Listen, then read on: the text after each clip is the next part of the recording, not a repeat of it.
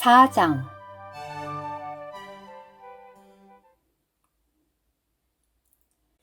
그러므로 하나님의 안식에 들어갈 것이라는 약속이 아직 유효한데도 여러분 중에 누군가가 그것에 이르지 못하였다고 여겨지지 않도록 두려워합시다. 우리도 또한 그들과 마찬가지로 복음을 전해 들었습니다.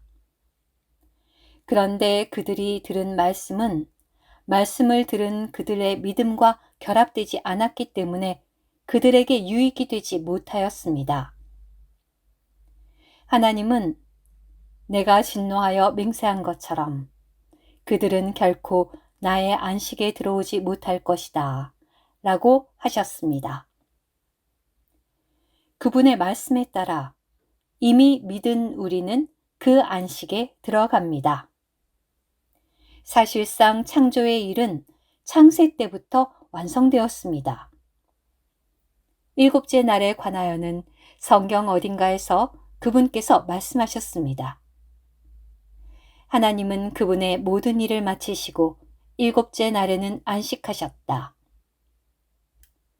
그리고 성경 어떤 곳에서 다시 말씀하셨습니다. 그들은 결코 나의 안식에 들어오지 못할 것이다. 그러므로 안식에 들어갈 사람들이 아직 남아 있습니다. 이전에 복음을 전해 들은 사람들은 불순종했기 때문에 들어가지 못했습니다.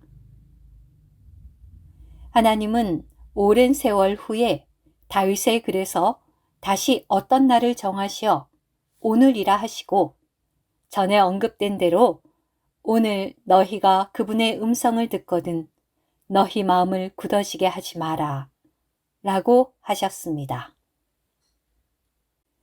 여호수아가 그들에게 안식을 주었더라면 하나님께서 그 후에 다른 날에 관하여 말씀하지 않으셨을 것입니다.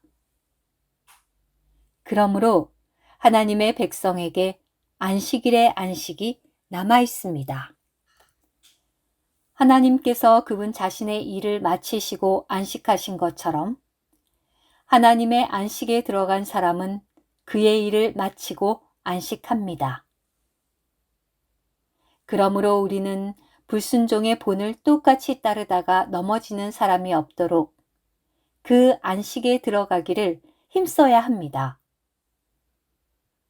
왜냐하면 하나님의 말씀은 살아있고 효력이 있으며 양날이 선 어떤 칼보다 더 날카로워서 혼과 영 그리고 관절과 골수까지 찔러 쪼개고 심지어 마음의 생각과 의도도 분별해낼 수 있기 때문입니다. 하나님 앞에 드러나지 않는 피조물은 하나도 없고 모든 것이 하나님의 눈에는 벌거벗은 채로 드러나며 우리가 그분께 계산해야 할 것입니다. 그런데 우리에게는 하늘들을 통과하신 위대한 대제사장이신 하나님의 아들 예수님께서 계시니 우리가 시인한 것을 굳게 붙잡도록 합시다. 우리의 대제사장은 우리의 연약한 느낌을 공감하지 못하시는 분이 아니십니다. 그분은 모든 점에서 우리와 마찬가지로 유혹을 받으신 분이시지만 죄는 없으십니다. 그러므로 우리가 긍휼을 받고 은혜를 입어서 때맞추어 도움을 얻기 위하여 은혜의 보좌 앞에 담대히 나아갑시다. 5장. 대제사장마다 사람들 가운데서 뽑혀서 사람들을 대신하여 하나님에 관한 일들을 하도록 세워집니다. 그것은 그가 예물과 죄들에 대한 희생제물을 드리기 위한 것입니다. 그는 자신도 연약함에 쌓여 있기 때문에 이 연약함 때문에 그는 백성을 위해서뿐만 아니라 자신을 위해서도 죄들에 대한 제물을 드려야 합니다. 그 누구도 스스로 이 영예를 얻지 못하며 아론처럼 하나님의 부름을 받은 사람이라야 얻는 것입니다. 그와 같이 그리스도도 스스로 영광을 취하셔서 대제사장이 되신 것이 아니라 너는 내 아들이다. 오늘 내가 너를 낳았다. 라고 그리스도께서 말씀하신 분께서 그렇게 하신 것이며 또 하나님께서 성경 다른 곳에서도 말씀하셨습니다. 너는 멜기세덱의 계통에 따른 영원한 제사장이다. 그리스도께서 육체로 계실 때 자기를 죽음에서 구원하실 수 있으신 분께 크게 부르짖으며 눈물로 간구와 간청을 드리셨습니다. 하나님은 그리스도의 경건함 때문에 들어주셨습니다. 그분은 아들이셨지만 고난을 받으심으로써 순종을 배우셨습니다. 그분께서 온전하게 되셨으므로 자기에게 순종하는 모든 사람에게 영원한 구원의 근원이 되셨으며 하나님께 멜기세덱의 계통에 따른 대제사장이라는 말씀을 들으셨습니다. 멜기세덱에 관하여는 우리가 할 말이 많지만 여러분이 듣는 것이 둔해졌기 때문에 해석해 주기가 어렵습니다.